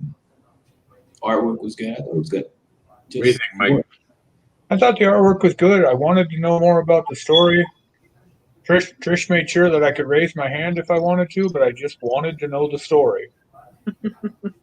And, fortunately it didn't run too long for me, and I do like Doctor Who. All right, so this is Forbidden. I believe we have the most current video. He changes it on us, so I think this is the most current. It's on YouTube. You guys are on camera, so you can actually say pause at this point. Cause it's not on because it's on YouTube. It's because Indiegogo uses YouTube videos, and we can't rip them because of the new software they're putting to not rip YouTube videos. So we're live when this plays. So here we go. It's our good friend Vera Sam, and this is Forbidden. I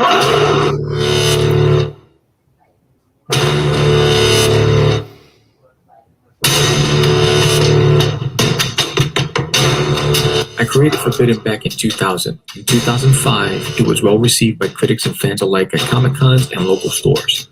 My goal for Forbidden was to create an epic fantasy tale that would last for generations. I recruited the local artist Anibal Arroyo, who took the helm on illustrating the first 2 issues, and only 2 issues back then. After over a decade in limbo, it was time to finish Forbidden and reintroduce it to the world. Deep within the Earth's core lies a race that has existed for thousands of years. A race who are forbidden from walking the surface of the Earth due to a curse cast upon them by the evil known as Nokron. Centuries later, the world has evolved, and so has Nokron, in the form of David Hunter, a billionaire whose intention is to dominate the globe. Legend has it that one day the son of Fox will rise from the ashes of the earth to destroy all that Nocturne has built. And that could never happen.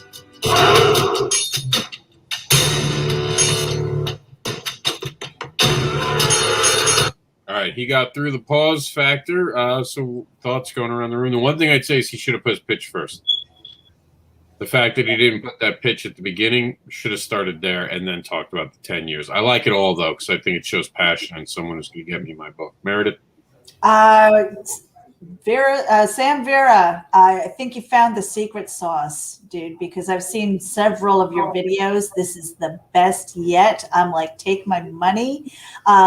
I loved the way he incorporated everything. It was, even though it was longer than what I would normally go for, he kept our attention. He kept it with the pace of his words, with the pictures. I think he did a great job. Go ahead, Dwayne. For my video, I don't know, it was playing a lot faster than maybe for everybody else, because it was zooming by. I was like, man, it's like the words is what he's saying, and the transitions wasn't going with how fast the video was playing. I wasn't really feeling it. It was hard to really keep up with what was going on. It was going so fast. So I don't know, maybe there was some technical issues on my end, but yeah, the video was super fast. I didn't really like it. It moved along pretty fast, but I think that's probably for the best. I mean, when they drag on too long, you stop them. I mean, nobody stopped it, so that was really good. I don't entirely know what I'd be buying there. I mean, 2 issues published. Is it now a trade? I'm sure the page would tell me. But the video didn't tell me if what they're putting out now is a trade or if they're putting out the next issue, or maybe I missed it. I couldn't tell you. I don't know what I'm buying. I believe it's just a preview edition, guys. So I think that this would require a little more investigation into the actual campaign. But the fact that you're asking is a good sign, because now you're interested. I mean, I wasn't really interested. it was too much going on to me. If I was watching that, I would have been like, nah, just look at the page and see what I can find from that. And I love this about Backer Pause, because you see all these different, everyone's saying the different feel for it.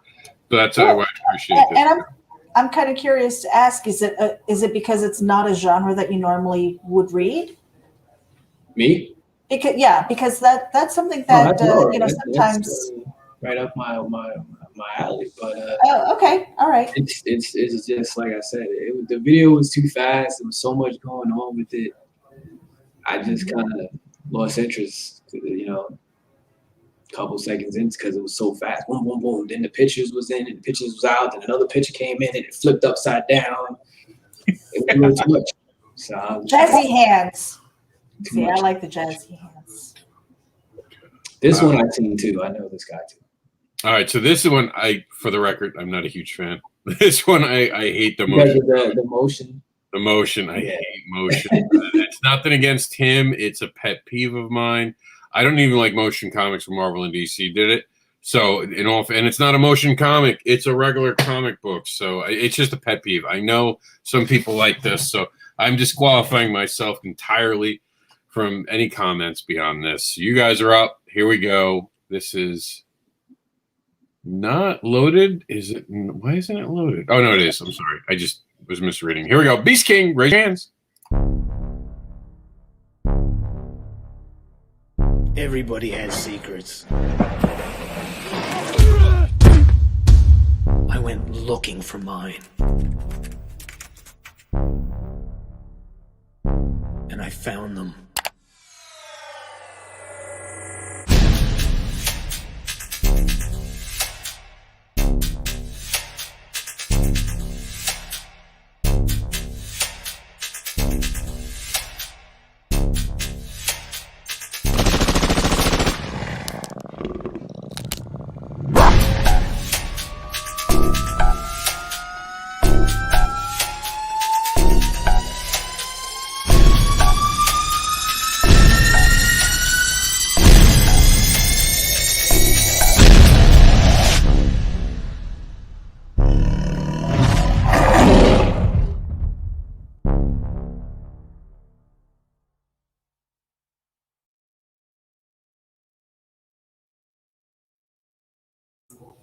All right, just you, Trish.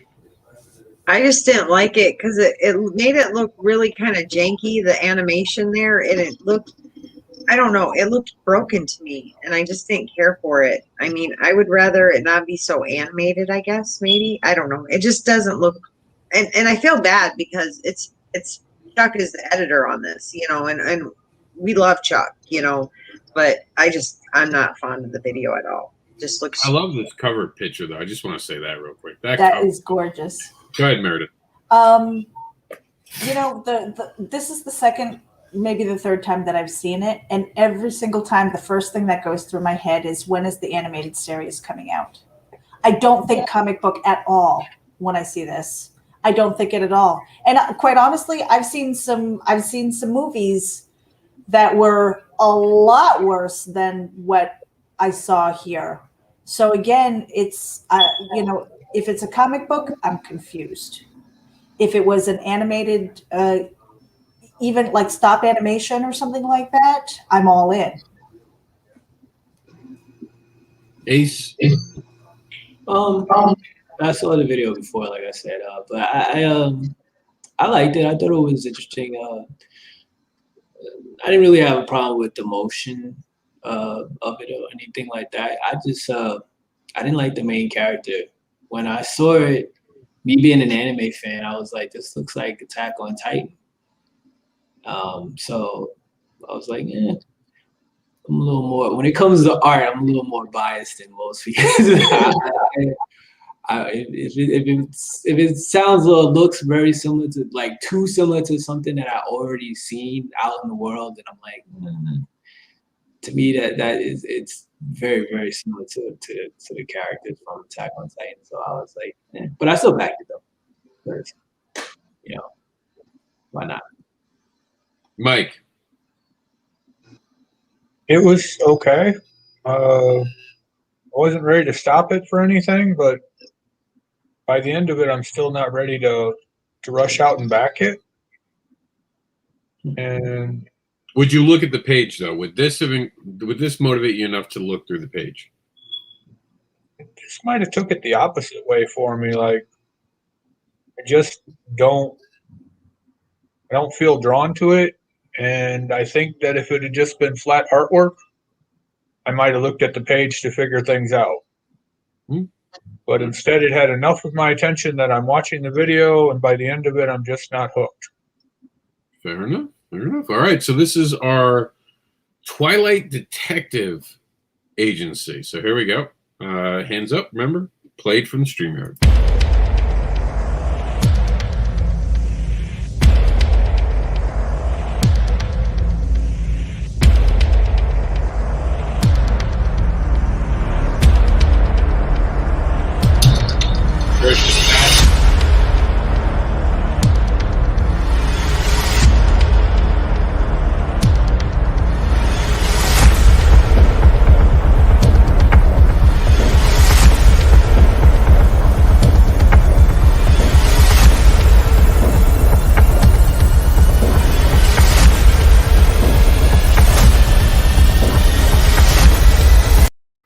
I didn't realize Kickstarter had something to do with this.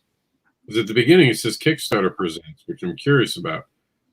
You guys tapped out, so Trish first, then Mike. What happened? Well, remember, I made Nita laugh what I said. It looks like the 90s gargoyles went to the thrifty store. Trish. I'm being honest. You There's said I liked way to say that. I like the 90s. I love Goliath. I love but I'm just saying it just looked a little, it didn't look professionally polished, I guess would be my. All right, there we go. Okay. Mike? I questioned Trish why she wanted to tap out so early, and maybe that's because she's seen it before. But I mean, the first image wasn't bad at all. It was flat artwork. I liked the artwork. I liked the thought of the gargoyles flying to the house, which was the second image. But then it got to where it was just kind of creeping along, and they were sliding the camera to reveal the words. And I was just like, I would not wait the entire time to do this. Just show me the page. All right, Ace. I mean, I don't have much to say for that one. It was, I don't know. Didn't have much to say.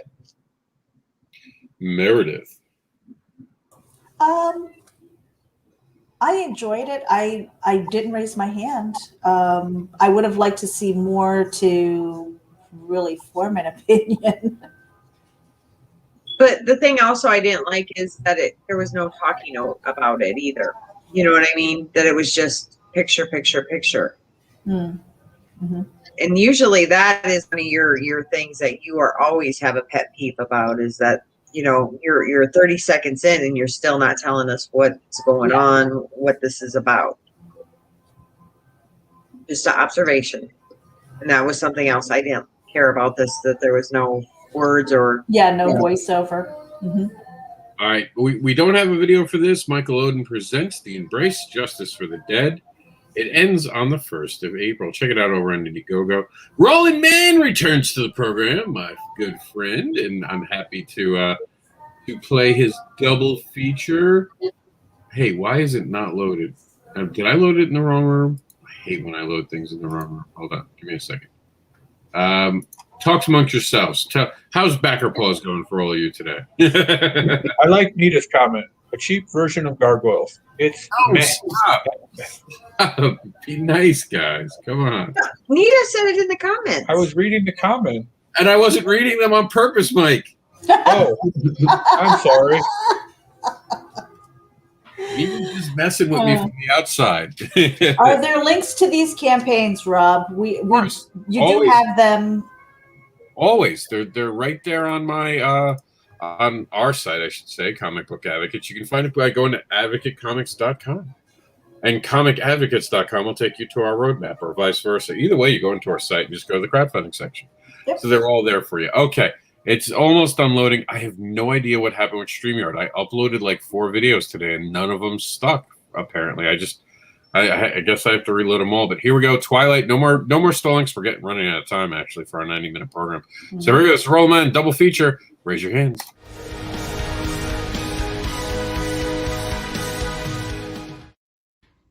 Hi, I'm Roland, and I'm the chief cook and bottle washer at Silverline Comics, the genre-spanning independent comic and graphic novel publisher.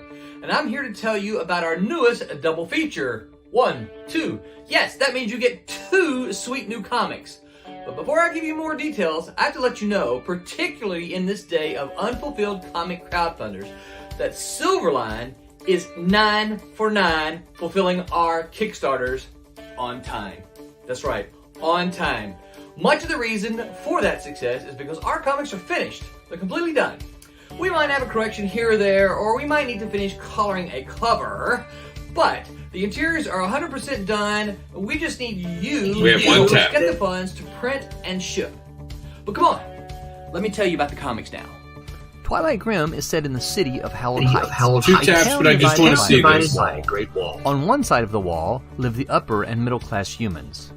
On the other side of the wall, called the Blood Zone, live the lower class humans and vampires. There are no laws protecting the humans who live in the Blood Zone. The only thing protecting them from death at the hands of vampires is the mysterious and violent young man named Twilight Grim. But the treaty which created the wall may soon be broken, and the city may fall into an all-out war between vampires and humans. Friar Rush is the story of a 15th century trickster demon of the same name, trapped in the modern world of New Orleans. He is devoted to corrupting men and women of the cloth and plans to devastate the masses by manipulating a corrupt televangelist. But reporter Jake McGlover and the cursed nun Seraph race against the clock and a rock concert to avert his plans. Cool, huh? Yeah, we think so. And we're excited to get these into your hands. All right, I just wanted to make sure you got the pitches out, because I've never seen this. Is new to the program for us. That I was curious. Meredith, you were first, actually. I wanted to see the art first. I love the story. Don't get me wrong. Geek Insider, we love to get inside the geek. We love the Genesis story, but it doesn't belong in the pitch. So if you had fast forwarded to where he started with the storytelling, what it was and what you were getting, it became much more interesting. The other thing that I had an issue with was the music did not match the visuals. It was just like this, like xylophone, really sweet kind of thing, and you know, it just didn't match. All right. Ace, what do you think? I just felt it was kind of corny. Like, I don't have to be mean or anything, but it's just a little cheesy for me. Like, it just wasn't my taste. I didn't like it. Nita. I'm reading Nita's comments now. Trish, go ahead. He just needed to reverse it. You know what I mean? Show us the comic first, and then talk about it. You know, later on, because actually, as soon as we're done here, I want Mike to go look at it because I want to back it because it looks. You know what I mean? It looks like a fun comic. I thought it was brilliant that he said 9 for 9 on time. That really means something to me as a creator, and it might just be because I'm a creator, because I can't tell you how many of these guys are late all the time. Like, they put out a date just to convince you. I'm still waiting for Dog Days. That's right, Marcel Dupree. I ain't forgot about your ass. Still waiting for Dog Days. See, but the thing is, the art looks really good here. The colors look good. But I didn't need all that stuff at the beginning. And I think Trish is right. If it had been reversed, if you said that stuff later, it's like, get the hook, and then you're like, oh, I'm learning more about it. That's great. But before then, I mean, I raised my hand before I had a chance to see the art. Yeah, that's a click away. That's a click out. And I to Mike, and I'm going to give it to Mike right after this, but to Mike's credit earlier, you know how he said that sometimes you'll sit and listen to him? Roland has done so much in this industry. When he talks, I kind of get like, I just want to shut up, sit down, and watch. I don't want anything else to do with the world. I want to see what he's got to say. Mike, go ahead. Yeah, Roland, I don't know much about him, and I don't think we've backed a ton of his books or anything, but when he talks, he's easy to listen to. I mean, he's funny, and he rolls along, and you're moving forward. And, you know, Trish tapped out before we even got to the story, but then when she sat and watched the story, she's like, I think we might back that. And I was like, if they could have just got it a little bit faster and then had him on more at the end, probably, it'd have been perfectly fine. And full credit here to Roland Mann. He was with Malibu Comics. You guys have heard of Malibu Comics. Malibu gets absorbed by Marvel Comics. He becomes a Marvel editor. He's done amazing things in this industry. Teaches at Full Sail University. I still need NXT tickets, damn you, Roland. He's an amazing guy. He's so smart. You sit in a room with him, you're just absorbing it. I like the flex on the 9 for 9 because so few creators can say that. By the way, I can say I'm 13 for 13. I've never been late. I have always delivered no matter what it took. I delivered. And if there was something late within the project that wasn't my fault or because it was a business, I communicated it very easily. I'm like Roland, and Meredith knows this. Most of our things are done. Even now, the art will be done as the campaign closes. And we're going to, because you have a 2-week period before you get paid, so you can't print it till you get paid. So we're going to use that time. Everything will be ready. We're not going to be delayed, despite all the challenges we've had. That's what being a creator is about. Now, Roland, man, I give you credit. I actually like that. Don't like the fact that he starts with the silver line thing. Like, I don't need to know who's making it. I need to know about the project. That's my one critique. But I liked it otherwise. I thought it was badass. All right, Shark of War. Oh, boy. Oh, boy. Ben? I did this one last week, so can I exude myself? Yes, please. I remember your comments last week. Can we be nice this week? And can we all agree? We're a little tired by the time. Can we? No. I've been asked no Sharknado comments, please. It is off the table. No one can say Sharknado. Here you go. Behave yourselves. And that's from RoboCop. Oh, he has a new. See, that's Shark of War. It's Jaws meets RoboCops, guys. Not Sharknado. Not Sharknado.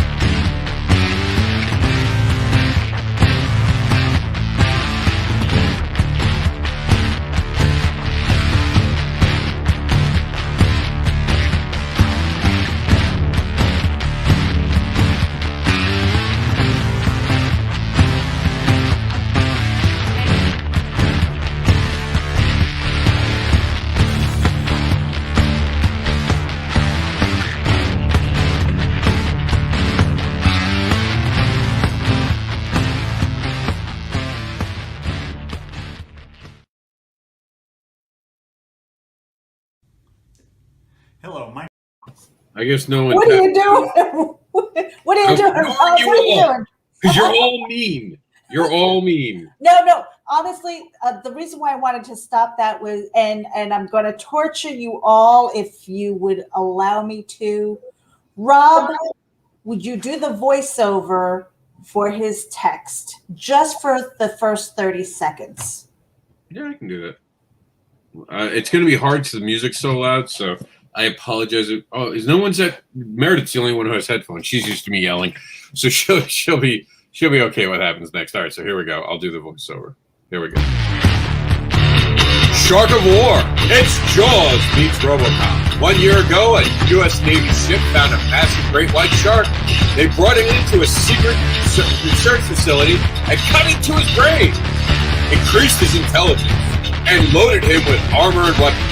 He was the ultimate killing machine until their arrogance and greed let him escape. But when he takes a bite out of the Atlantic coast's biggest weapons maker, they hire a creator to make a weapon to stop him. Piranhas! Who's been enhanced? He has no chance. One or two. I can't keep up, but a few things are really going. Unfortunately, there are hundreds of them. Beaten and near death. The only person who wants to help him is a 9-year-old boy.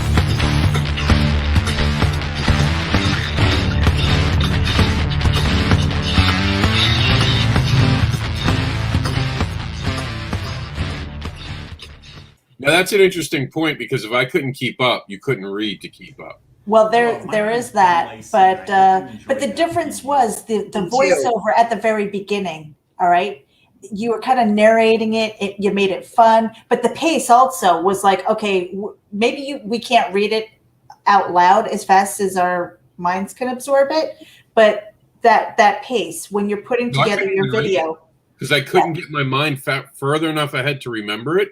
Because it was just going, the transitions were way too fast. It was just too fast, right? So when you're putting your video together, another thing to keep in mind, especially if you're going to narrate and the text is there, make sure that you read it out loud or read it at the pace that you feel it when you're making the video. It makes a big difference, and you'll get your timing right. And Meredith knows I can make these quick, and I could not keep up because I was already losing it. What'd you guys think? Go ahead, Ace. Be nice. Be nice. He's my boy. My boy. My boy Blue. No comment. I'll take that. Mike? Mike? Well, no comments. Good to be on the table. Yeah, I think no comment's a good way to go with this. All right. We're going to move on very quickly. This is Shadowhunters Bite Me. Ben, I love you. That's all I'm going to say. Here we go. And now the Silverline video shows up. I swear this room is haunted, Meredith. It's haunted. Because now it's suddenly in the room twice, and I'm like, you son. And Jason is in the chat, too, I'd like to point out, as we were going over this video. Yeah. Oh, we can't. That's right. You guys have to be on screen. This is Indiegogo. I was like, I don't have this one loaded. I was about to go crazy, and then I remember YouTube. So, Jason, I hope you're ready. Here's the premiere. And, oh, please, God. Be nice, people. Oh, we're at it. Whoa. I like that part. I saw a butt. I know. I was like, vampires created the clans. Order! Order! I call for order! Gemma, you stand here today before the Great Council for your act to define our sacred laws of freedom. No vampire would dare defy the clans of the High Council. You will submit to feeding by force if necessary. This is the Council's final decree. But I'm not really what you would call a traditional vampire. You can't stand against the council. They won't allow you to break our laws. What the hell do you think they'll do to me? Okay, fine. So you want to drink blood? What kind of life can you have as a half-clan? The choice is easy. I'll drink beer. She is too powerful to allow her not to become one of us. What? Do you really want her to become full-blood and be even more powerful? No. I want her dead. that was a shock. What's happening? That escalated quickly. Halfling girl. is going to tear our entire council apart.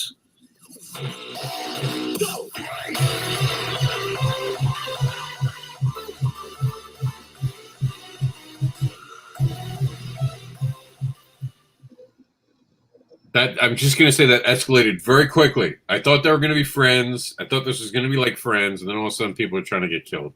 I like the butt. I'm in. Take my money, Meredith. Okay, so I think I recognized one of the voiceover artists. Would you take someone else's voice now, Meredith? No, wasn't me. But I'm wondering, because after watching that with the dialogue and everything that was going on, I'm sitting here wondering, do I need to buy the comic now? Sure. Well, the comic might go farther. But it seemed kind of choppy, and I don't know if it might have been the playback. Yeah, I think it was right. I don't know what it is, but it seemed really choppy. We had the same problem last week where a bunch of people said it was choppy on their end. It's YouTube. We unfortunately, unless they send us it directly, we can't take from YouTube. Mm-hmm. Sorry about that. I do apologize. That could be. And don't get me wrong, the art looks great. I loved the storytelling part. I do love hearing stories, but again, it's just one of those things where you're walking a line there with. Are you telling me too much at the beginning? It's almost like watching a trailer and knowing that you're getting all the good parts of the movie. Well, we don't know that though. In fairness, well, I don't, but that. It's that whole perception of it. You know, I mean, we've seen enough movies where like, oh, okay, you know, how much you want to bet, you know? Now, in all fairness, me and Mike have looked at this campaign and the artwork and the covers look phenomenal. And I love the little chibi looking vampires. They are so adorable. Mm-hmm. So in all fairness, we have looked at this campaign. Yeah. All and right. I have too. It does look great, the art and everything. But when it comes to the video, again, you know, just be aware of the market that you're trying to reach. If you're giving away too much, and then like the video beforehand, it was like, am I watching an animated series? Is it the launch? Is this the pilot? You know, that kind of thing. Don't confuse your backers. Okay, Dwayne, what did you think? It was okay. I agree with Meredith what she said about the video. It seemed more of like a pilot to an animated show or something in that nature, but it was okay. Mm-hmm. All right. Well, let's move on to the next one because we are running low on time. We've seen yours. Anything else you wanted to add for yours while we're here, though? Oh, for my video? No, because like I said, I'm going to be changing my video. So I can't wait to see it, man. I'm all excited. Now I'm in. I can't wait. Okay. Next week. Bring it. All right. So we saw JD earlier in the night, so we don't have to do this. All right. Here we go. This is explosions. Take 15. A washed-up cop and a cat alien fight crime in a fake 80s Miami on Mars. Get ready for action. Pull up and strap yourself in for the cheapest action trailer ever made. Mars City Vice. Now with more explosions. What world is it? Oh, and even more Everyone Chris Webb, Craig E. Sawyer. Meredith, why every week, Meredith? Meredith's the last one just looking at all the explosions. And what worries me is she's got this look in her eye that people are in those explosions. That she's putting people in those explosions. I didn't learn anything about it, and it's a shame. So last week we actually watched the dude, and I thought he did good. Some people disagreed with me, but I thought he did a good job. You made it through 38 of 51 seconds, so it's only a 51-second video. I'm going to give almost any video, no matter how crazy it is, 30 seconds, so I can try to figure it out. But I got nothing, and I'm 38 seconds in, except explosions. I've seen some explosions, Right. and I like explosions. It looks like it's an advertisement for a Grindhouse movie. Right, but I don't know what Not a comic, Grindhouse. but a Grindhouse movie. But I don't know what Grindhouse movie. I'm 75% of the way through. I don't know what Grindhouse movie. I've watched the Grindhouse movie. I never understood it 75% of the way through the Grindhouse movie either. But you knew which one you were watching by then because they got that opening credit. They just tell you what you're watching. Not always. You ever just turn it on, it's on TV, and you're like, ooh, which one is this? You just click, you're like, but it's crazy. Rob, Nina says she's going to have to go live with us. She can come in anytime she wants. I think she's just going to try to deal with those explosions. She's allowed in here. There's no not letting her in here. She's got the tools. Come to the table. Don't threaten me with your attitude. I'm used to it. Miami Vice ain't it.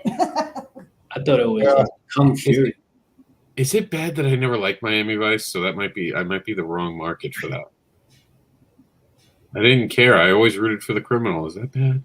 Well, see, now remember, was it last week or the week before? I think it was 2 weeks ago when I had the Continuum video, and we put in enter the Continuum in between each segment, and that was one of those things where it's like it was too much. It's too much, Meredith.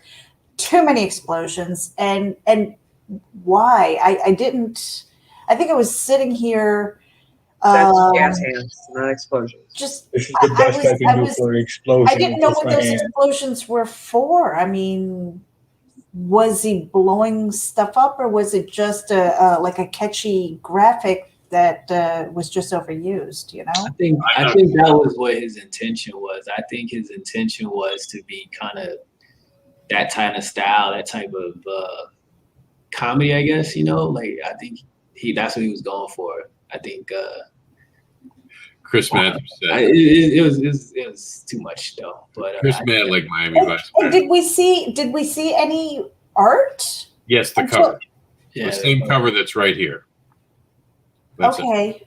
To me, it reminded me of Kung Fury. If you guys haven't seen that.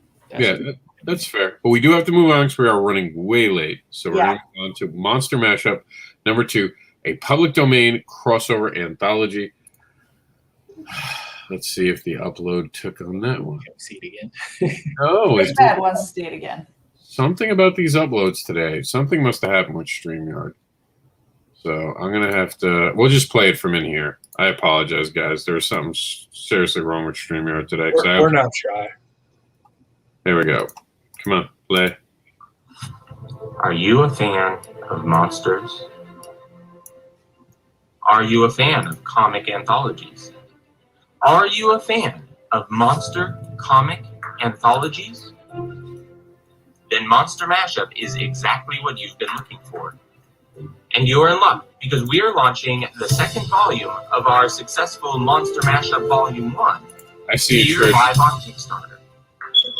If you missed out on the opportunity to get Volume 1, you'll have your chance to get both for special backers. We went all out on Volume 2. More pages, more stories, more new creators. More old creators! I get it. Old creators. More of everything. Which means... All right, 2 people tapped out. Tell us why. I was trying to listen to him, and I was thinking maybe. Then there's that complete lag where the other guy in costume just shows up like a dead spot in the video. Maybe that might actually be the video. So what I'm going to do is I'll upload it and we'll give it another try. So you guys, I think, are having trouble with lag, and I don't think that's fair to the campaign to get the lag. Right. Now, I don't think I was able to control my face when the cosplayer came in, but I didn't need to see him showing up in between the panels. I was more interested in the art, and I hate to, that sounds mean, but I don't need to see you there. I want to see your art. That's what I'm there for. When it comes to social media and things like that, if we're making a connection, if you're doing the rounds, if you're on the podcasting junket, if you're doing shows like this and you're getting your face known and interacting with people, it's like that. Then I connect with you as a creator and as a fan, but I don't need to see that on the video. For me, and I know it's the little words, and I know that's probably like gonna be annoying, but it's if you like, then you will. No, you don't know me. Don't tell me what I'm gonna buy. Don't tell me what I'm gonna like. Do not tell me in your ad, I will buy this. You'll want this. No, you don't know me. Don't tell me what I want. Right. Wayne. Yeah. I mean, I was curious to see how far it went. I didn't have too much of a problem with it. We have the video now fully loaded the right way. So let's see if it's made a difference. Yeah, because I really liked the art in there. Yeah, so we're going to play it again. There's already been a tap, so we're not going to do it again. We'll just, I don't think it's that long a video. Hold on, let me see how long it is. It's like a minute and a half. Yeah, we can let it play fully. Let's see now, fully played. Are you a fan of monsters? Hold on, sorry. We're going to play it fully in the StreamYard. See if this made a difference, Trish. Are you a fan of monsters? Are you a fan of comic anthologies? Are you a fan of monster comic anthologies? Then Monster Mashup is exactly what you've been looking for. And you're in luck, because we are launching the second volume of our successful Monster Mashup Volume 1 here live on Kickstarter. If you missed out on the opportunity to get Volume 1, you'll have your chance to get both for special backer tiers. We went all out on Volume 2. More pages, more story, more new creators. More old creators! I get it. Old creators. More of everything, which means larger and loftier goals, and we'll need your help to reach them. So if you're a fan of Dracula, Wolfman, Hunchback of Notre Dame, Grendel, Pinocchio, Bigfoot, then consider backing Monster Mashup Volume 2 today.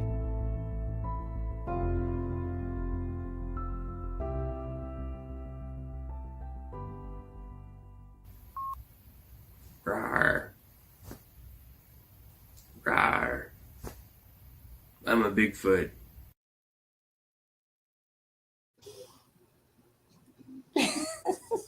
All right. The cosplayer still shows up and breaks the momentum of that guy's speech, just like he did the first time. If you cut him out, I think, and put him all at the end being funny, it would probably be better.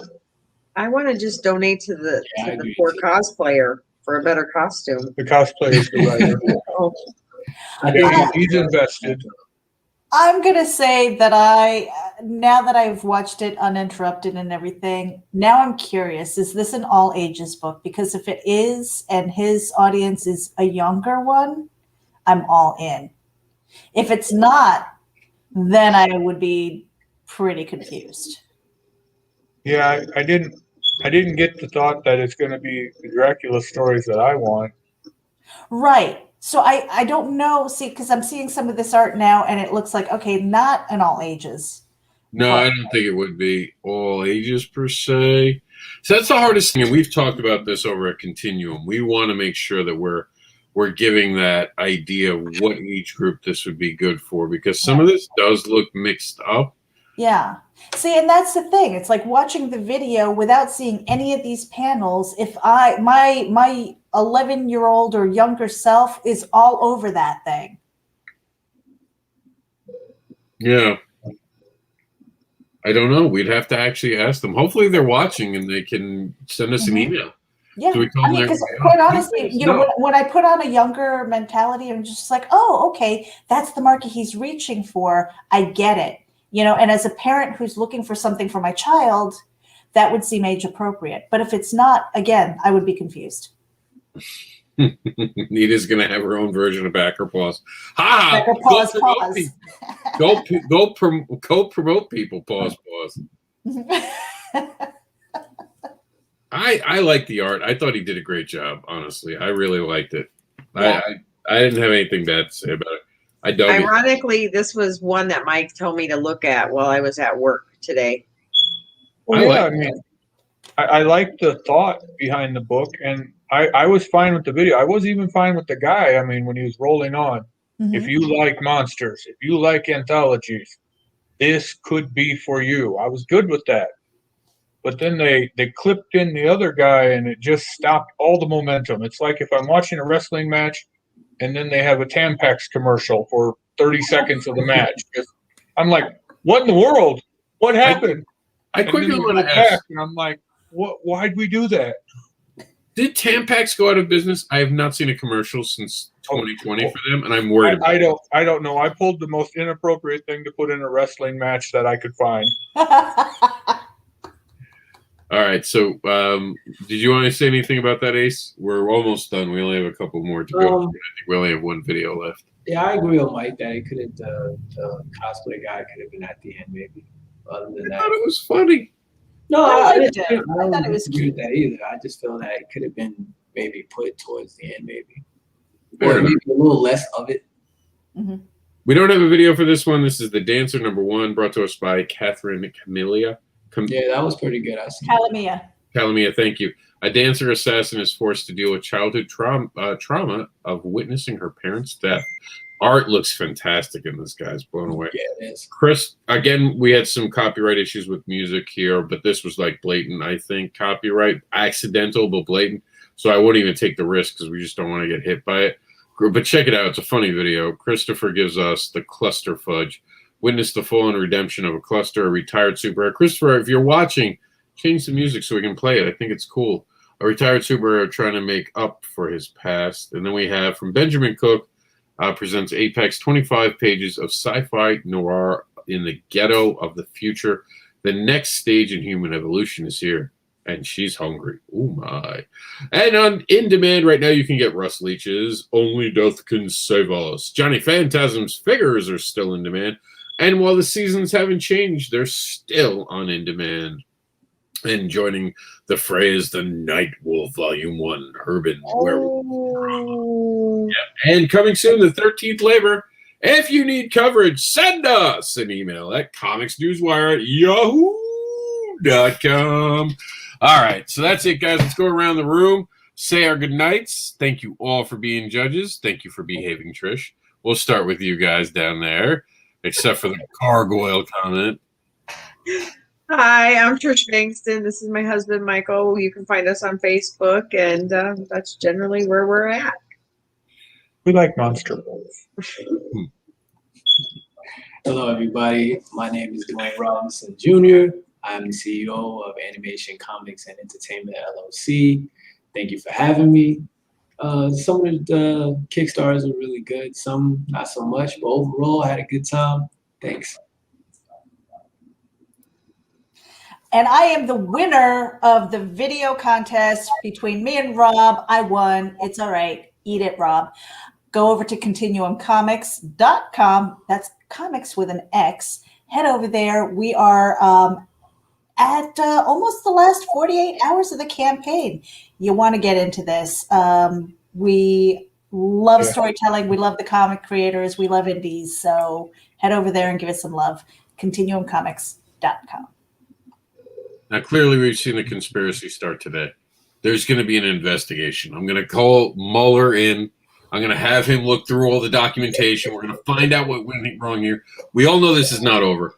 In the second issue, there will be a defined winner. Right now, I'm calling it Fugazi. It is not okay.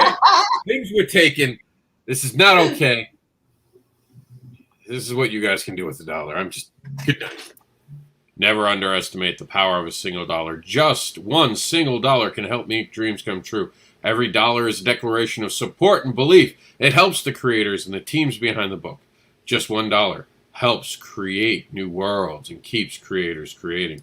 And if you're going to be creating something on Kickstarter or Indiegogo, get Kickstarter for the Independent Creator, second edition, a practical and informative guide to crowdfunding by Madeline Holly Rosing and Chris